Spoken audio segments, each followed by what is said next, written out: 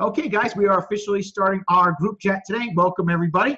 And in this group chat, we're going to do kind of a little bit of a mixed bag. I want to try to hit as many topics as we can to help you guys today, because I noticed we haven't done ads in a little bit on a group chat, so I want to make sure we cover ads. We're going to do some appraisal drills, and then either some general question and answer, or we can do over like some objections and negotiations. I also want to show you a couple cool strategies that are working really well for us. We had an amazing week last week, about $25,000 in phones. It's been going really, really well for us, and I just want to share with you guys some of the strategies that me and my team are using to get tons of phones. Are you guys interested in hearing that? Anybody want to know that strategy? How many people here, by the way, are on the group chat, are excited about doing $10,000 a month?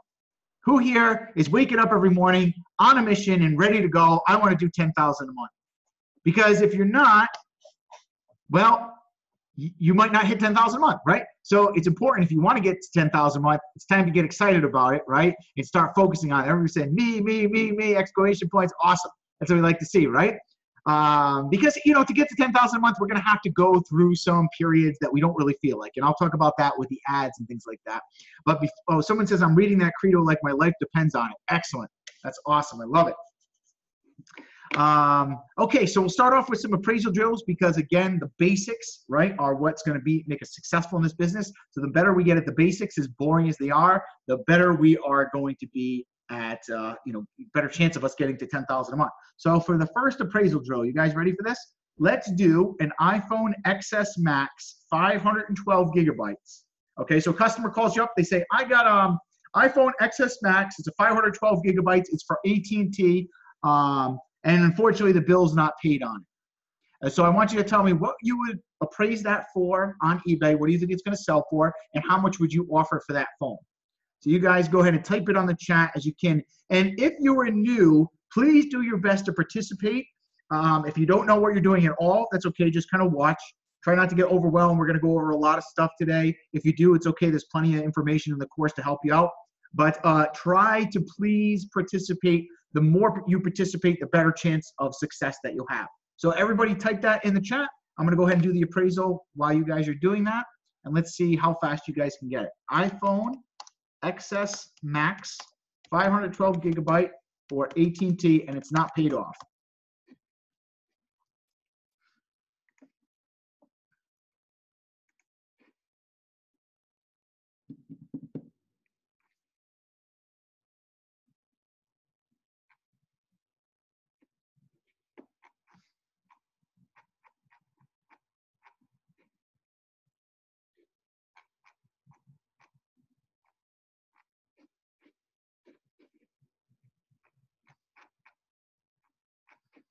All right, I got my appraisal done. Let's see what you guys say. All right, so-and-so says buy for $575, sell for $950. iPhone XS Max, let's see, buy for $600, sell for $950. Larry says buy for $550, sell for $900. Ouch. Let's see, Nick says 600, sell for 900. Joseph says buy for 580, sell for 900. Joseph says buy at 650, sell for 850. Rico says sell for 960, buy for 650. Someone says buy for 500, buy for 570, sell for 900. Someone says 750, buy for 450. Someone says 570, sell for 900. Okay. Let's see, how many responses do we get? We got 1, 2, 3, 4, 5, 6, 7, 8, 9, 10, 11, 12. We got 12 responses and 42 people on the group chat. So who's not participating? So if you don't know the answer yet, give me a 1 if you're confused. It's okay. If you're not sure how to do this, or give me a 1. If you just need more time, give me a 2.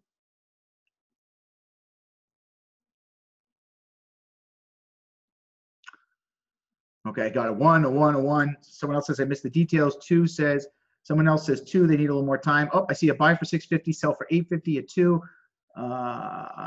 Someone says the dates are throwing me off, not sure if appraise for a month back. Okay, so this is a good tricky one, all right? And thank you, Chris, for throwing this out here, because this is helpful. So let's go over how to appraise this. I'm gonna give you guys some up-to-date information that will help you. All right, so if we look here, we have iPhone XS Max 512 AT&T. Make sure you typed in bad ESN, by the way, for this. All right, we have one here March 7th, sold for $911 with $20 shipping. Now this is why you guys are probably saying 900. Here's the thing, though. You got to be really careful. One, you got to look at the dates when you guys are doing your appraisal. This is a month old, so that was good. Someone said they were looking at the date. We cannot use this one. See this one right here? This is a sealed one. It's brand new. That's no good. We don't want to use that. We want to only use the ones that are parts only. But if we look here, here's one for $650. This sold in February. That obviously was lowballed. That's, you know, that whoever sold that, you know, probably just lowballed themselves. This one's for $989, but this is like a new one in box. We can't use that, so that's no good. Here's one for $850. Now, this is probably a more accurate depiction of what the phone will actually sell for. Now, there was just a market dip last week, okay? So just to warn you guys, any of these phones that are selling this high in this range for $900, I'd adjust it by 40 or 50 bucks to be on the safe side, especially if you're not looking at very recent appraisals like yesterday, the day before, or something like that.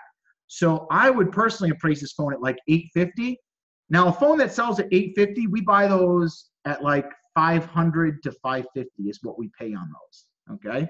So if you said $600, you're going to make a little bit of money, but the thing is, there's plenty of profit to be made on this, and you can get these all day for $500 to $550. We get them all the time at those prices. Even like $575, I'd go for that. I don't like doing $600 on an $850 phone, and I'll tell you why. Because at $850, you're going to lose $80 already, right? So you're down to like $770, and at $600, you're making $160 profit, but you have a ton of risk because you're laying out a bunch of cash. So if anything happens, you can lose money quickly in this range. You really want to make $250 on these type of phones when you're buying them, okay? So I would try to stick to $500, $550. Now, if it's really super dead slow and you got to do it and you've got a couple thousand in the bank, go for it at $600 if you really need to get the deal if you want. However, I would fight tooth and nail to get down to $500 to $550 on this phone, and you can get it. If you negotiate with people and you don't try, like, you don't come off as overeager, you can get these prices. We get them all the time at this price. We've bought plenty of these before. So does anybody have a question on in particular about appraising this one? Someone says, would you be mad if you had to let it go for $570 to get it out the door? I would pay $570 for it. Yeah. Because you know, that's still $200 after fees you're going to make profit. $200 profit on a $570 deal is a pretty good return. That's reasonable, especially if you've got a decent cash pool and you want to scale. So I would do that. Someone says, how would you have done it if they said it was sealed? If it's sealed, I would have paid the same price. So here's my secret. We don't pay extra for sealed phones.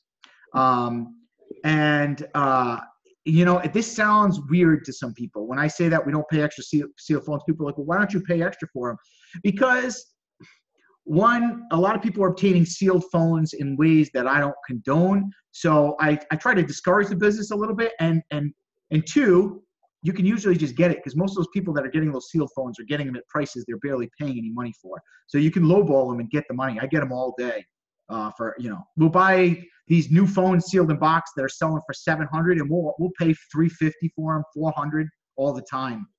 I mean, I can run through a bunch of them right now on my eBay account if you really want to see. By the way, did you guys watch I just did a live group chat on Monday where I did a bunch of my listings live, and I showed exactly what I paid for everything, and then I appraised it. I did a breakdown of like a lot of my items for like a full half hour, 45 minutes. If you didn't watch that group chat, I posted it in the group just to help you guys out with appraisals and stuff. So someone says you appraise at $850 and taking off $50 because of the price dip. Yes. I would appraise this at like $850, $825 right now. Jay said he did. Oh yeah, good. I'm glad that was helpful for you, Jay. All right, let's get on to the next one. Do you guys have a question on this one, or you want to, someone says, do you avoid sealed as a beginner? I've been hesitant because I think they might be getting them stolen. I mean, I don't avoid them. I would just make sure you offer a price that's like used, you know, if it's sealed, but the thing is you score. Like if I pay $500 for this thing and it sells for $980, it's a massive profit. So I don't even care about the risk at that point because I'm making insane money. Like I'm almost doubling my money when I'm paying $500 for this thing at that price. So I'll take it all day long. Just make sure that you get a driver's license and a bill of sale, though. That's very important. You always get a driver's license and bill of sale no matter what. Okay. Someone says they don't have too much options, so you get more leverage. Exactly, Joe. That's right. That's exactly why you can lowball them on that, because they don't have a lot of options. And you know what? There's going to be people in your town. There might be a guy who like pays cash and he's like paying full price for these sealed phones or like top dollar. Let them go to those guys because that's a different type of buyer than we are.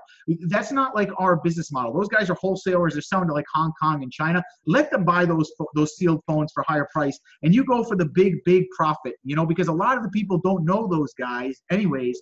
So you got to make your money on those people. The ones that don't know the China buyers and all that stuff. That's where you're going to make your big profits. Okay, getting a little advanced here. Let's move to the next. Someone says you open up and check the IMEI. So for sealed phones, if you're brand new and you don't have money to lose, I would recommend opening them up because if you don't know about fakes and you can't handle a $500 loss, it's going to like put you under. Then open up the seal or ask if you can do that. Most of the pros in here don't open the phones. How many of you guys here that have done over $10,000 a month actually open up your sealed phones when you buy them? Anybody? Because we don't. We just buy them sealed as is, and the IMEI is right on the box. Someone says not even the box. Nope. No, we buy them sealed. Someone says we open them. Someone says no. By the way, here's another tip. When you guys buy a phone, never ever, if the box is open, go buy the IMEI in the box. Okay? Ever. Never go by the IMEI in the box if the box has already been opened. Only go by the IMEI on the phone. This is a big mistake that can cost you because people will trick you. So you never check the IMEI by the box. All right. Someone says, where's the live breakdown? I put it in the Facebook group for you guys. So if you just go into the group and you search live eBay, if you go to the group search and you type live eBay, you should be able to find the group chat where I went through all my listings and stuff. Here it is right here. Watch me do eBay listings live and lots of appraisals. That was the video. You guys can watch that. Okay, let's do another one. Let's do another appraisal. You guys ready? So let's do a laptop. What do you guys think about a laptop? Really quick, who here is buying laptops? Let's give me a 1 if you're buying laptops. Give me a 2 if you're not buying laptops. I got a 1, a 2, a 2, a 1, a 2, a 2, a 1, 2, 1, 1, a 1 and a 2. I don't know what that is. 1, and let's get everybody to participate. 2, sometimes 1, 2. So we actually have only about 30% of people are buying laptops. And guys, if you went through, you know, just show you something really quick. We just made $300 profit on a laptop, you know, just yesterday. It was awesome. So, you know, laptops are very profitable. And I know a lot of you guys, what happened here?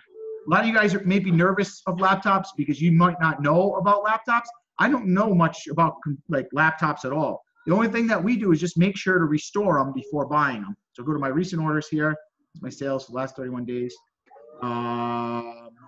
Like here's a laptop right here, Microsoft Surface Pro. You know what we paid for this? $50. We sold for 200. $50 right there.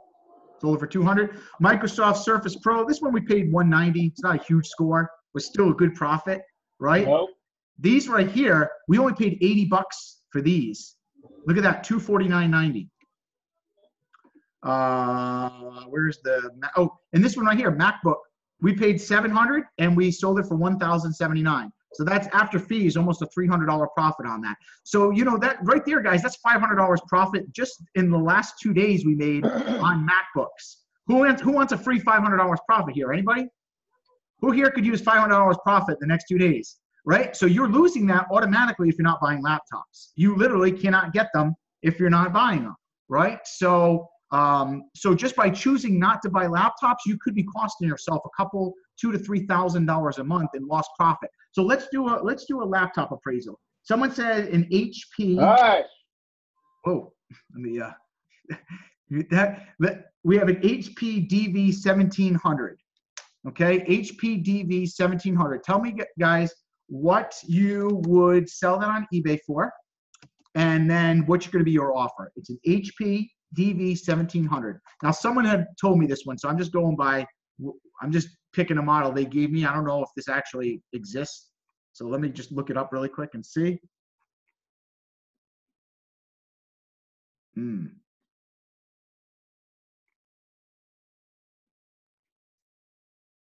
DV 1700. I can't actually find this.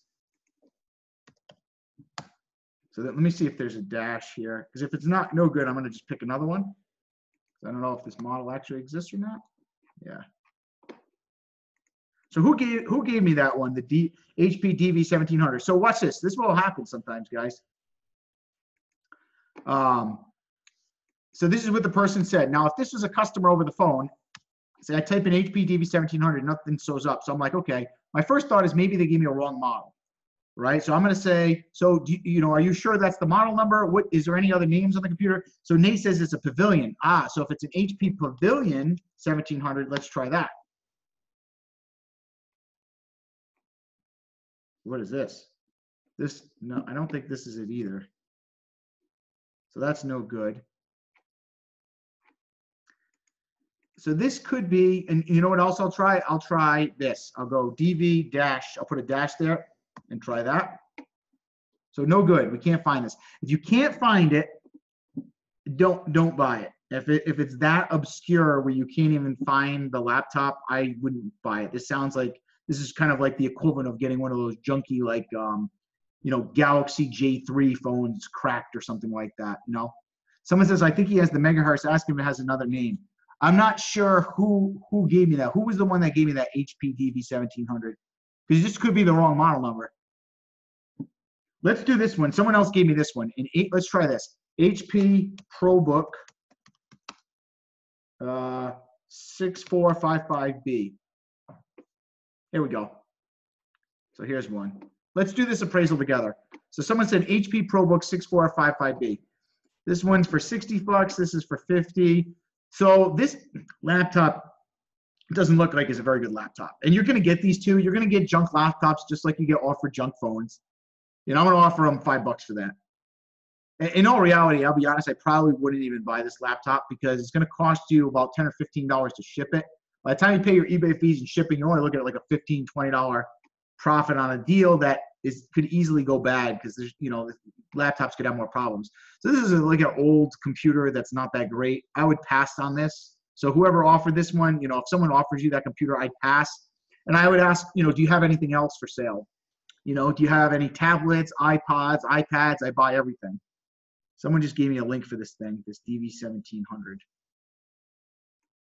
So here's the thing. So someone gave me a link for it, but I don't see, as a reseller, I'm not going to look at this because this doesn't give me accurate market depiction. There could be prices on here. It could say this thing sells for $1,000, but it doesn't matter because if I can't find it on eBay, it means there's no market for it, right? So if I try exactly how it's typed, HP DV1700, let's try that, DV1700, there's no market. It's just not being sold. So even if I can get something for it, it's not worth risking the money because nobody's buying this thing and it's just not selling. It could be like a really old computer, it could be outdated. If you can't find a listing to compare it to, my rule of thumb is don't bother buying the item basically because it's just not worth it. Let's do a MacBook.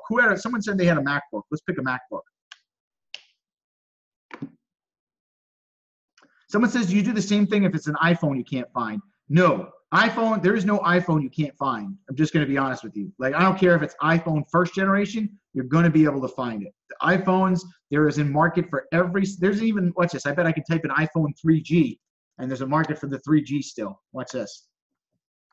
iPhone 3G, boom. It's not a big market, selling for cheap, only $30, but there's still a market for it, right? When I started phone flipping, this phone was going for 250 bucks. That's when I actually had started flipping phones, was with the 3G. But there's not a model of iPhone that's not, there's no market for. So iPhones, 100%, it's probably you're just searching for the wrong item. You probably have too many keywords in, okay? So if there's a particular iPhone you're trying to find, let me know and I'll do an appraisal to help you with it. Who wanted to do a MacBook? Did anybody want to do a MacBook? Anybody got a MacBook to appraise?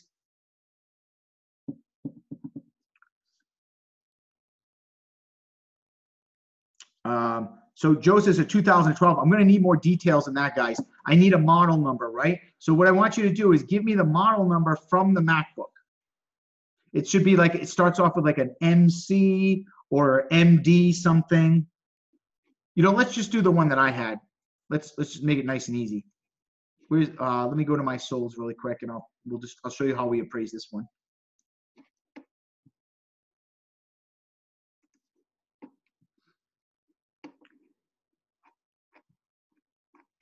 So here's the key with MacBooks. Like, okay, even these right here, these are Apple MacBooks. These even had no power, right?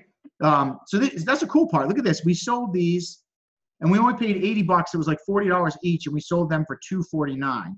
Who'd love to make $150 profit for free on these laptops, and they don't even have to test them. They don't even turn on. Anybody would buy these? Who would buy these? Even if you can't test them, they don't turn on them and make yourself 150 bucks profit. Anybody? I think it's worth it, right? So all you do, how do you figure out what to pay? Let's pick this one. So it's a MacBook Pro. See, this is the model number right here. See this MD101LL? Watch this. MD101LL. Just type that in the search and boom. Now you can find that exact model MacBook. That's all you need is that one model number. And then I'm even going to try doing it no power. Let's see what happens. Let's see if there is no power. Oh, there's the ones we just sold. One sold for $129, the other one sold for $119. But okay, here we go. $169, $139. This one was $80. This one was $60. $113.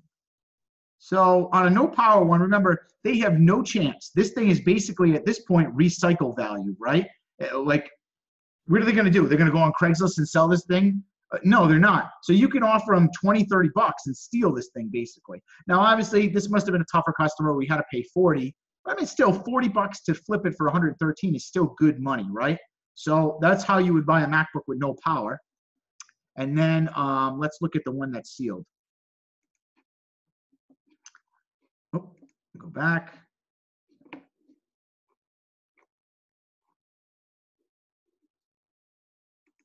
we go.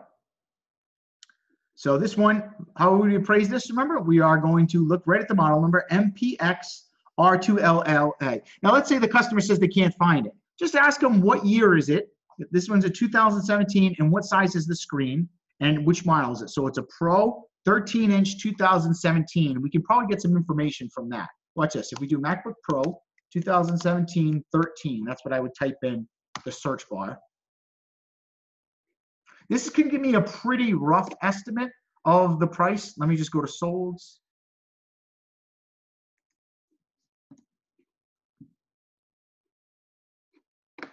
Something's up with that, 1,600 bucks. That seems a little out of the ballpark. Be careful of anything that seems like way out of the ballpark, because it usually is. This one's, okay, so 128 gigabytes, 800, 700, 800. I can probably use this one if it's used to compare, and without even knowing the model number, right? So I can give a rough estimate. Now, if you're seeing this one, it's sold at 800, 700, 800, 750. What are you guys going to offer on that? Let me hear what your offer would be on that MacBook. Type in the chat, how much would you give me on that MacBook that we're appraising right now? What are you going to offer them? 350, 500, 400, 450, 450, 400, 500. 425. You know, I'll tell you what because we're not sure, you can tell them like, you know, all right, based on what I'm researching, you can always kind of give a disclaimer. Based on what I'm researching, that particular model, I could do 400. And then that leaves you open in negotiation, right? So if they're like 400, this thing's like worth $1,000. Okay, do you know the exact specs? No, I don't know the specs. Okay, well, without knowing the specs, the best I could do is 400. But if you want to bring it down to me, I can take a look. And if it's got better specs on it, I can go up on my price because I might be off. And then you can use this to bait them to come to you. And guess what? Once you meet them, what do you think the chances of buying that MacBook is? You're like an 80% chance. And this is, you're talking about a half hour's worth of work at the most to make $300 profit. Who here is willing to take a risk and work for a half hour to make an 80% chance at 300 bucks? Anybody? Right? Like, not for anything, guys. A lot of you guys are trying to go for phones. But you know what? If this was your only deal all day today, and you just bought this one thing and made $300, who would be happy with that? Who would be okay with just making 300 bucks and working a half hour for the day? Anybody? No, it's not that bad, right? Would you rather do that, or would you respond to 25 leads and close 3 deals on phones where you only make 50 bucks on these cheaper phones or something? Would you rather buy 3 phones and make a $50 profit, or would you rather flip this one MacBook, work a half hour, and make 300 bucks? That's what I would rather do, right? So this is why we want to go for the big fish. You know, we want to have the mindset that, like, we don't want to just try to grind. We want to work smart. And the MacBooks are a little challenging, and that's why the competition isn't doing them. But if we can do this, we could just pick up all this money from the laptops because a lot of other people aren't doing it. Does that make sense, guys? And you don't need to know a lot. All you're going to do, When you buy a MacBook, just go to YouTube and look up how to restore MacBook. It's like literally a couple buttons and you just factory restore it. And as long as you can restore it and the thing works, you're pretty much good, right? There is a little risk involved. There could be a problem with a keyboard or something like that. But because of the risk, you're making massive profits. So in the long run, you're mitigating that risk, because if you buy 10 MacBooks and you make $3,000 in profit, and so what? One of them you get a return and you lose $100 or something. You still made $2,900 over 10 laptops, right? Do you guys see how the numbers work out? The odds always work on your favor mathematically. Even if you do get burned once in a while, you still come out way far ahead than if you're just scrapping to make $50 profit, $60 profit on phones. Okay, I know we're getting a little more into it than just the appraisals, but I feel like this mindset stuff is kind of important to understand that. Chris says, my offers never seem to get accepted for laptops. I would offer 400 on that. Just got to kind of be confident on them, you know? You just say, hey, I could do 400 on that. At like 400, you're crazy? Yeah, it's tough because, you know, MacBooks are tough to move. And then you're not lying, right? They're expensive to ship. They're tough to move. I'm sorry. The best I could do is like 400. Does that work for you? And you don't have to sound overeager on MacBooks. You can be a little bit tough with them. Not tough, but you can kind of like beat them up a little bit on the price by using things like, you know, MacBooks are really hard because it's very tough to move them. They move slow. They're not easy to sell. So that's why I have to have a little extra margin in these. Someone says, if you get those kind of profits on MacBooks, why do phones at all? Well, because here's the thing. The market can only supply you with so much, right? We do try to get as much MacBooks as we can. But, you know, the bottom line is there's just not as many people selling MacBooks as there are phones. Phones, people are just changing them. They're more abundant. You know, people are always upgrading. Computers, you know, like my computer, I've had this now for 2 years. It still works amazing. I love it. It's super fast. It's nice. People don't upgrade their computers as much. So, you know, you got to diversify. The key is diversifying as much as possible, right? If McDonald's only sold cheeseburgers, they wouldn't be in business, right? They say, well, you know, we make our most profit with fries, but they gotta still sell cheeseburgers, you know? So this is good stuff. All right, I think that's it for appraisals. We'll move on to some. Does anybody have any more questions on that? You guys want to move on to ads? Or do you have any more questions about just buying stuff, appraisal, anything? Since I like fries.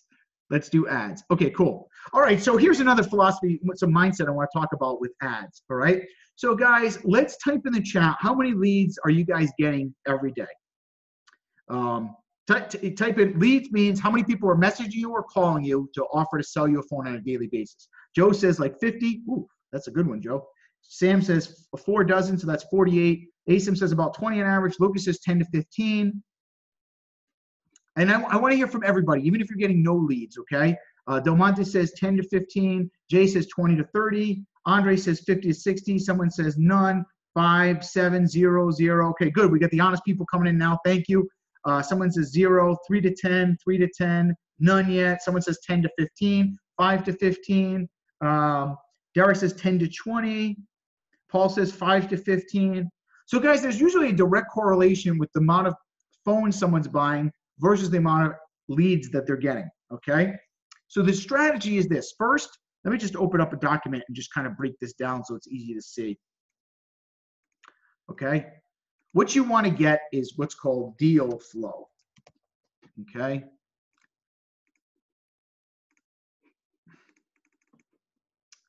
Does anybody know what deal flow means? Deal flow means you're getting constant opportunities to buy phones. And what happens, do you think, if we get loads of deal flow, right? What do we tend to get better of? If we have lots of deal flow, what are we going to get better?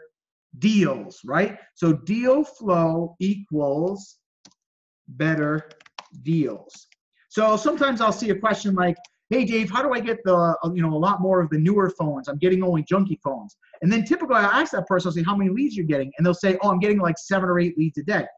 It's not that you're only getting the junky phones, it's just you're not getting enough deal flow, so it feels like you're only getting the junky phones. But if you had deal flow, you are probably going to have a lot more opportunities.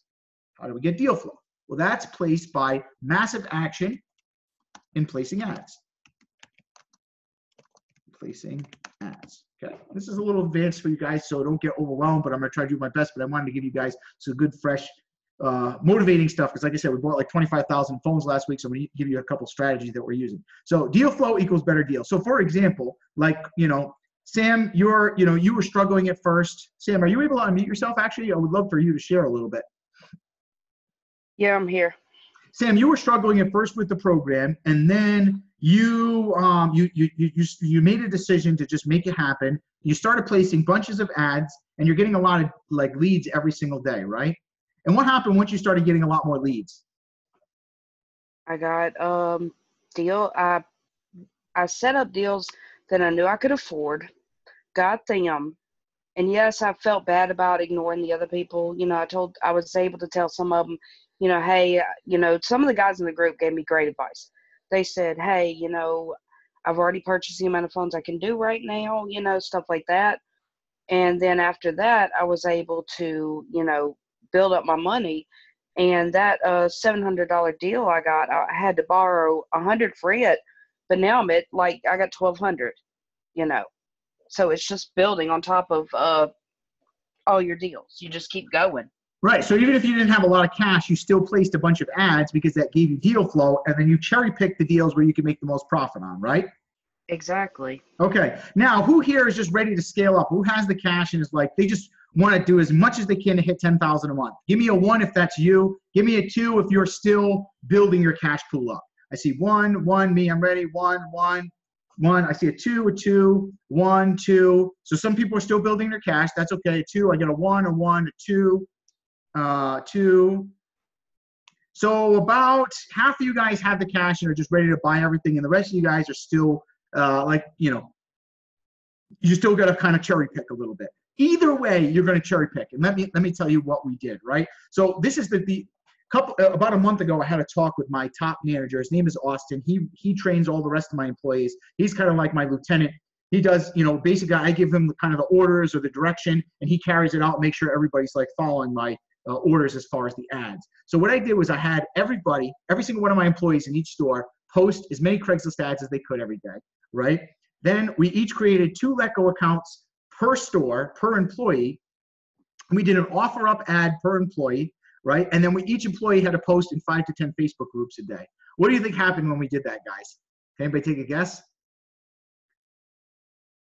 Now this is on top of doing Facebook ads, right? Massive amounts of leads, right? Tons and tons of leads. But here's the problem.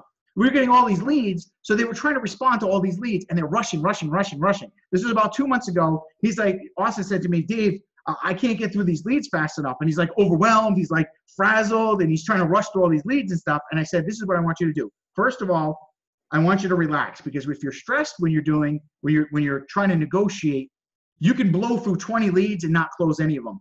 Has anybody been through that experience where you're just like, oh, I got all these leads, I'm trying to get through them, and then you find yourself not closing anything, right? This is exactly what was happening with him. He was rushing because now we've got all these leads coming in, but he couldn't handle them. So he was just trying to get back to them as fast as possible, but he wasn't closing much. We were getting 50, 60, 80 leads a day, and we were only buying like 3 or 4 phones a day. I was like, what's going on here? Because we were buying more phones when we had less leads. So I had to talk with him. I said, okay, first of all, let's relax. What I want you to do is I just want you to go back giving really good customer service to every single lead. And I said, I would rather you spend 10 minutes with the lead and close it and have 20 leads that we don't respond to for the rest of the day and just forget those or go back to them when it's slow, rather than rush through 50 leads and only close maybe a couple people. So all of a sudden we started buying more phones. It took a little bit for him to start getting used to it. We felt weird to let him not respond to all these leads all of a sudden, like, 10, 15, 20 leads, we just completely ignore them. It felt weird to him. But when he did that and he started spending more time on the leads, following up, like overcoming the objections, building a relationship and talking to the people, the sales doubled. So then we wanted to kind of maximize that. And I said, okay, we got all these leads we're not responding to. We're kind of buying some junk phones once in a while. What if we do this?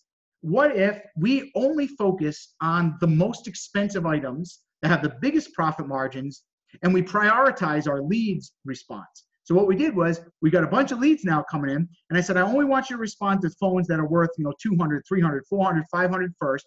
You'll respond to all those, and after that, you're going to respond to any phones in the 50 to 150 range. And then unless there's absolutely nothing left to do, then you're going to respond to the people that have a phone $50 or less. So we started doing this and our sales blew up. So what's happened is sometimes, like, let's say you got a phone that that's worth $500, right? Let's say like an iPhone X or something, or an XR, it's selling for $500. If you who here would rather work a deal, let's say even if it took you 15 minutes going back and forth with the customer, really kind of babying them, walking them through the process, listening to their objections, building a relationship, making a friend, spend 15 minutes with that person and make $200 profit, or rush through 15 junk leads and get a Galaxy J3 and make a $50 profit? Which one would you guys rather do? Give me a 3 if you can relate to this experience. If this is resonating with you and you're like, holy crap, Dave, this is exactly what I'm going through right now. I see a 3. I see multiple 3s going across the screen. 3, 3, 3, 3, 3, 3, 3. Someone even said a 7, 3, 3, 3 in the past. Okay, so this might be a strategy that you guys want to try. It's working very well with us, to put the effort in on the leads where the biggest fish are. The MacBooks, the iPhones, the smartwatches. And if you have to ignore some of the other leads, you just ignore them. Now, we don't want to ignore them. We want to try to close everybody. But if you have options, you have power, right? Options give you power, and the options comes from the deal flow. Now, some of you guys are like, that's great, you and your 60 to 80 leads, Dave. But, I still only got 5 leads. I haven't even got to the deal flow part yet. So let's work on that. Let's work on how to create deal flow. Let's work on the ads. So I'll share with you guys some of the ads that we're actually, posting right now, and then I'll have some of the members here that are, if they're willing to share some of their ads to work with their deal flow. Do you guys want to see some of that stuff? Nate says, do you worried about someone giving you a bad rep from not answering people? Absolutely not. I could care less. I get messages every day. I just don't. I could care less, because at the end of the day, here's the thing, right? Those people, you're not going to see them. You don't owe them anything, right? And you're not going to get a bad reputation. If people pay very little attention to anything nowadays, right? Not for anything. You could hear about a murder on television today, and tomorrow you're looking at cat pics and you forget all about it, right? Just like people's attention span are so short nowadays. Don't worry about like your reputation. If you lowball people, if you don't respond to messages, guys, those are all unfounded fears. That's the stuff we kind of make up in our mind. But all the guys that are doing big numbers here, there's nothing ever comes of it, right? Like I said, we're like losing 20 messages a day, and we're at 40,000 for the month. So it obviously hasn't hurt our reputation. I've been doing this for 7 years. Our sales just keep growing. So someone says the cat pics. Someone says, how do you calibrate your ads to stop getting the iCloud locked phones or the I don't have an ID people? You're going to get those guys, right? You can't try to not get those people, but the more deal flow you get, the better opportunities you get, right? Does that make sense? So if you have 50 leads coming in, you might get 10 people that say, I have an iCloud locked phone, but you get 40 that you can respond to, right? Let's get into the ads, and then we'll talk more about this stuff. Okay, so let me show you guys. First of all, who here is posting in 5 to 10 Facebook groups every day, like religiously? Give me a 1 if you're doing that. Give me a 2 if you're not. 1, 1, 1, 1, 1, 2, 1, 1, 1, 1, 1, 2. I never do. 2, 1, 1, 1. So Facebook groups are good, but I'm going to give you a little strategy that you guys might not be used to. Okay, you got it. Facebook group posting has changed a little bit. So let me tell you guys some of the new strategies with Facebook groups to use. All right. First off, let me show you the difference between a good ad in Facebook groups and one that might not be as effective. And then I'm going to tell you another strategy you use, like a little different technique that will get more views on your post. So first off, here's an ad. This is actually an account that we rent. This is not the name of one of my employees. We rent this actually Facebook from someone, and they use it to post in groups for us. We have multiple ones that we're using at the stores. This one is nice and clear. I buy iPhones. This isn't the best ad in the world, but it's decent. This is a pretty good ad. It's red. It's bright. I buy smartphones for cash today. It's very easy to read the number. It's got cash, which is attention grabbing, and it's a phone, and it's different. A lot of people are posting the same pictures, but this is a very ugly red and a big black square. It stands out. A lot of people in this business aren't using a picture like that. So So it captures the attention a little bit more. And here's the text for it. I'll buy your new or used smartphones, 4 years old or newer, get paid on the spot, all conditions, give me a call today. Boom. Post that in 5 to 10 Facebook groups. Now, someone says the uglier the better. Absolutely. I love ugly advertising, guys. Ugly is the best. Pretty is usually not as effective for some reason. I don't know what it is, but almost every marketer I know says the same thing about that.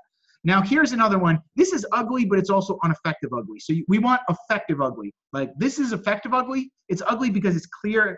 It's ugly, but it's clear and simple and easy to read. So here's one of my other employees that's kind of new, and we're still working with them on posts.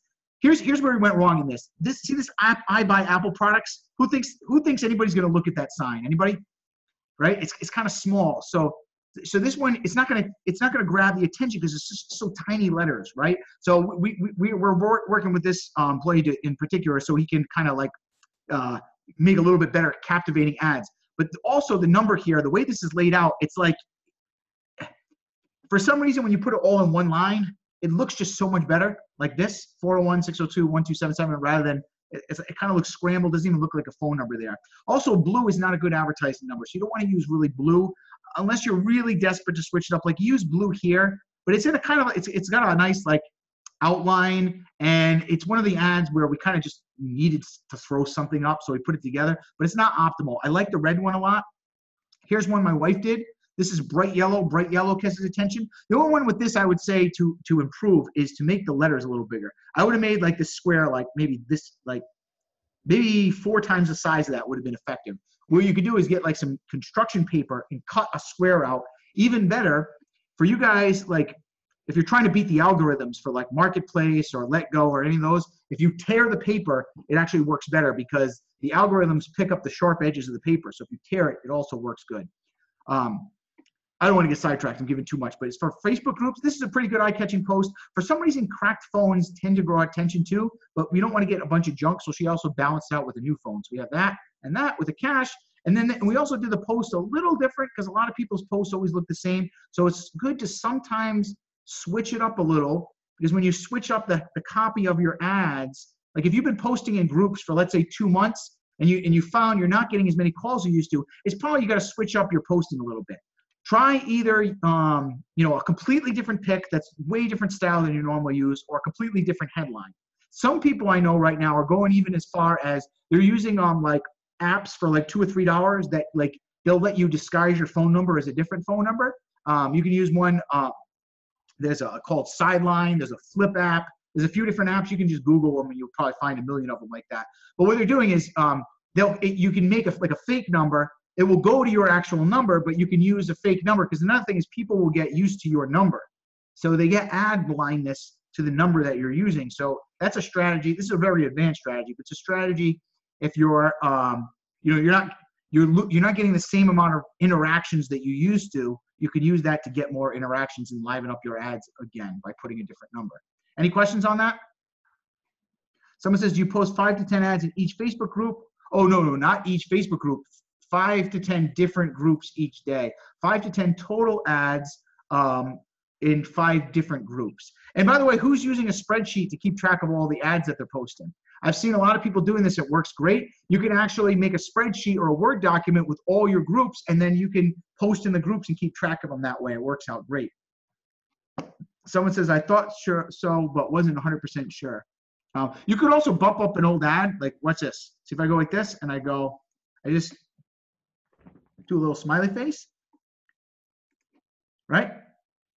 Actually, I'm not gonna. That's kind of like a weird one. It's too aggressive. I'll put like, there we go, just a happy one. When I comment on that, it bumps my post to the top of the group, so you can actually regenerate your old post in groups. If you go there, just type your last name in. Like, if I go to this yard sale, and I type in this person's name that I'm renting the account from, right? Boom! Look at all these ads. There we go. Like, here's one. Looking for smartphones, electronics. Let's give that a little bump. Go like this. Boom. And boom. That will now get boosted to the top of this group, and I don't even have to post in it. So you can also like do this once or twice a day and regenerate some of your old ads. Now be careful of using that, because sometimes, like the admins of these groups, they might ban you if you're trying to like spam too much. Okay, but here's another Facebook group strategy. Who here is using the stories to post in? Andre says me. Joe says sometimes. Stories are working fantastic for us. I mean, we get like 600 to 800 views a day on our Facebook stories. So if you don't know how, I'll show you guys right now how to do a Facebook group story. Go to one of those groups. Let me just pick a group. Stories, Facebook just boosted the algorithm on stories, so it's even better than when I first showed you guys this. This is like the whole way social media is heading right now. So if you go, like, here's a group right here called RI Resale.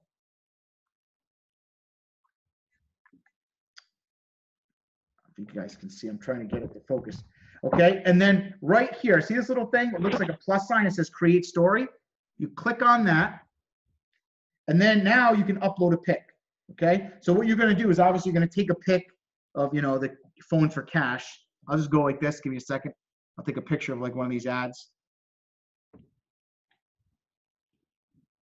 There we go. Right.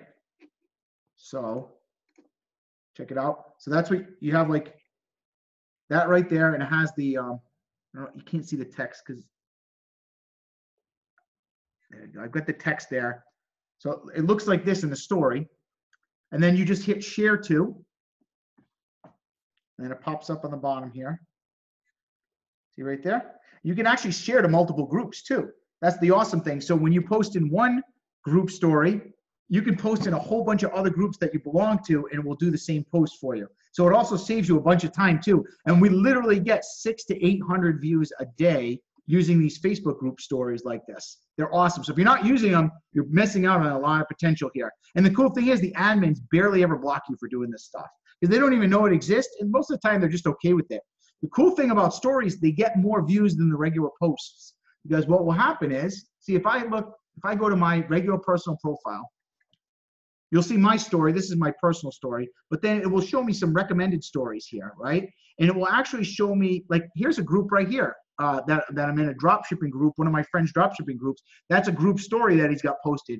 It will show actually your group story to a lot of the people in their group on their personal profile for you. So it's like mass advertising, where if you're just posting in the group like regular, only the people scrolling through the group are going to see this. Is anybody confused on this? Someone says yes, gold. Someone says I had no idea about that. Oh man, it's amazing. This is the new wave of social media. Someone says froze. Uh-oh. No questions, or you don't understand it. Someone says it just goes to all the groups you choose. Well, yeah, you got to check them off though. It will give you like a bunch of recommended groups. You can go through them and then check them off, right? If it doesn't show a group that you want to post in, then just go back to that other group and post. Now, I just want to tell you, some groups don't have the group story option. So if you go to a group and you don't see the little thing that says add to story, it could just be that that group doesn't allow stories or something like that. But that's rare. I haven't found a lot of groups that don't have stories available. Someone says, I understand, it works great. David says, did you already post an ad, and did you just take a picture of the ad for story? Yeah, what I did, I just took a little picture of my ad and posted it. I think I just posted it, actually. So, yeah. Someone says, that bring more business. Of course it brings more business. Austin says, when he posts like that, and we get like a lot of views, when he posts a really good ad, we get massive amounts of calls from the phone number. And you got to make sure, here's the thing, when you do this though, like I'll show you, this is my secret group for my employees where we share content. This is how our employees, like, we talk together and stuff like that. Like, that's our packet. This is what we shipped out today for phones. So we just communicate and things. This is a couple of things that the group posts that we're working, by the way. We share ad pics and stuff like that in here. Let me see if I can find a group story. Austin will actually show when he posts a group story that, like, what works and stuff. Here's a couple. You got to make sure the number is really big, right? And you got to make sure that, like, people can see it well. Like, this might be a group story right here. No, that's a Let Go ad. That's Aaron helping us out.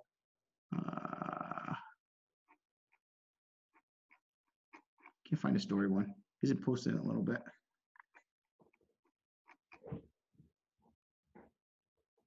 No. Sorry, he's been posting just the pics lately, not the pic of the screenshot of the story post. I'm trying to find one where it actually shows the views and stuff like that. Here we go. Story post like this one right here, 184 views. This was just in this group, guys. This is one group, which was buy, sell, trade, donate. 184 people saw this post for free. And then look at this one, Attleboro yard sale, 274 views. See the little eyes right there? That means just that one group. If you add this up, that's 184 plus 274. That's 500 plus another. This one got 184. So that's 580 plus another 132. That's 700. Wow, this got over 1,000 views. And this is only, wow, that's actually, how many picks he had? He had 10 picks, so he posted in 10 groups. We got over 1,500 views for that day just from those stories. That's how powerful this stuff is. And it's free. It doesn't cost you a thing to do this. And you can do it every day if you want. That's the awesome thing about this, because these stories, they only last for 24 hours and then they disappear. So you can literally do this every single day. Someone says, is this a new feature? Yeah, they came out with this feature like 3 or 4 months ago, but nobody uses it barely. Barely anybody knows this stuff. So this is like cutting edge things that I'm showing you guys. Someone says, can you post a story from the computer? No, you have to do it from your phone. That's a good question. It does have to be done from your mobile phone. Yep. Someone says that's why. Yeah, you got to do it from your phone. You got to join the groups on your phone. I mean, you got to go into the groups on your phone and then post that way. Cool. So you guys find this helpful? Did you guys like that stuff? Try to give you guys as much value to this as I could. I'm hoping this is helpful and you guys can go out. But this is going to help you guys create deal flow, right? So, like I said, the more ads you place and the more you get this stuff out, the more deal flow you're going to get, the more chance of getting leads in. Okay. So don't be bashful about that. Austin's posting in 20 groups a day in the stories. Think about that. 20 groups per day with stories. Imagine how many views we're getting on that. And he says our phones blow up when we get stuff like that. When he does that, it's a little bit of work for him, so he does it like maybe every other day. But when he does, it's just like boom, we get a bunch of stuff. Someone says, I've got a quick question before I head to work. So what's the question, Asim? Hey, Dave, can you hear me? Yep. Okay. So with the market dip, should we drop our phones a certain amount on eBay? Because I sold 2. But like my newer, like the ones, it's weird. The broken ones, like I had a busted LCD 7 Plus that sold, but the ones that I have that are at 240 and 220 that are in better condition, they're just sitting. Yeah, just drop them $5-10 a day until it sells. Okay. Yep. Right. I don't even look. I mean, I always just drop my stuff like $10 a day, $5 a day until it sells, and then that keeps me disciplined to make sure I buy right when I buy. Gotcha. Yeah, because you should always have that mentality that you're just going to drop the prices until it sells, and it'll make you a much more aggressive buyer, which is where the profit is made in the first place, and you won't overpay. The thing that people get into the habit of is they try to like force a higher sale, and so they pay more because of that. They're like trying to pass the savings on to the seller, but that's not the right strategy in this business. The right strategy is go for the maximum profit, then try to squeeze out a little extra, and if you fail, you still end up making what you're supposed to make. But if you don't, it's a bonus. You know what I mean? Like the extra money is just a bonus. So, Gotcha. Yeah. Thanks, man, for all this tonight. Oh, absolutely. No problem. I hope it was helpful for you. Yeah, very much so. Awesome. All right, guys. I think that's pretty much it. I know we didn't get into the negotiation, but I felt like the appraisal stuff was really helpful for you guys. A lot of you guys had a lot of questions on that and the ads, so I try to give as much as possible. I'm going to try each week to maybe just go into like detail on one of these little things for each thing, like appraisals, negotiation, and ads. Just we've been doing negotiating for like a month straight, but felt like we needed to dive deep on this stuff. But someone says, can you give me some of your ad picks? Oh, as far as ad picks, really quick. Ad picks, guys, I don't give out my ad picks, and I'll tell you why. Because when people use the same ad picks, the ads get flagged, and we're doing really, really well right now. Even my own employees, we don't allow each other to share the ads, because what will happen is one employee will take the other one's ads and post it, and then both stores get flagged, and then it kills everybody, right? So what I will do is, like I said, on these, I can show you what the ads look like, so you can create the ad yourself and do it. Like you can make an ad look just like mine without using the same picture. But if you use the same pictures, they tend to get flagged a lot. So also don't steal your competition's picks because of that same strategy. Because you're not just stealing their ad, you're like probably getting yours flagged and theirs too. So be careful with that. And also, people get bored seeing the same pic, so you want to always change it up. Sam says, if I had cash and phones at the same time, too new for that. Well, you know what? I mean, even if you got $60, hold up a phone. One of the best pictures is when you're holding a phone and you put cash in it, just in your hand. For some reason, when someone shows a hand in the ad, it works better. I don't know why. But even if you just got like, even if you got a 20 or something like that, hold up a 20 and like maybe a couple fives, just hide it there and just go like this or something. Do a cool pic like this. Like, you don't have a lot of money. A face draws a lot of attention in advertising, and very few people are doing this strategy right now, right? I've seen only a couple students do it. Take the phones like this and or something like this. Do a picture with you and the cash, right? The eyes connect with the viewers, right? It takes a little bit of nerve to do this because you're going to put your face on these groups or whatever. But if you take a picture of yourself and you smile with the cash, I know a couple members that do this that are doing over $20,000 a month, okay? And it works. Just going to have a little guts to do it. Someone says, can I use your face? No, please don't post my face all over social media. But there was actually a really funny one. Actually, I should share an ad I did with you guys once. I held up this giant sign saying cash for phones. And that was one we posted for a long time. It was funny. If I ever find that, I'll post it in the group for you. It was a good one. Does anybody want to share their ads or anything? Anybody want to share a quick strategy what's working? Someone says, Joe says, I have an interesting Facebook group strategy I can share. Yeah, go ahead, Joe. That would be great. And then we'll wrap it up. Can you hear me? Yeah. Okay, perfect. It's just something I tried because I saw Chris and Felden doing something like that grabbed people's attention. And so I went over here to my Facebook group. I don't think I can share my screen. I'm just going to share it on my phone. Sure. It's weird, but so you said that when people comment on your thing, it bumps up your picture, right? Puts it up to the top. Yes. Yep. Okay, so I put my ad, like I'm gonna show you, I'm pulling it up right now. It's goofy, but look, I put the money and I put ramen noodles on top, it was weird, but so many people commented about the ramen noodles. I got so many people commenting about the ramen noodles that it kept the ad up, and it was the ad that got me the most leads that day. And it got me leads for like 3 days straight. That's brilliant. People were commenting on the ramen noodles, and like since they were commenting, it was bumping it up, liking it. People were bumping it up. So I mean, obviously, like I'm not gonna do it every day because I don't want to be known as the ramen noodle guy. Cash for noodles. it was just something I tried, and like it worked perfectly.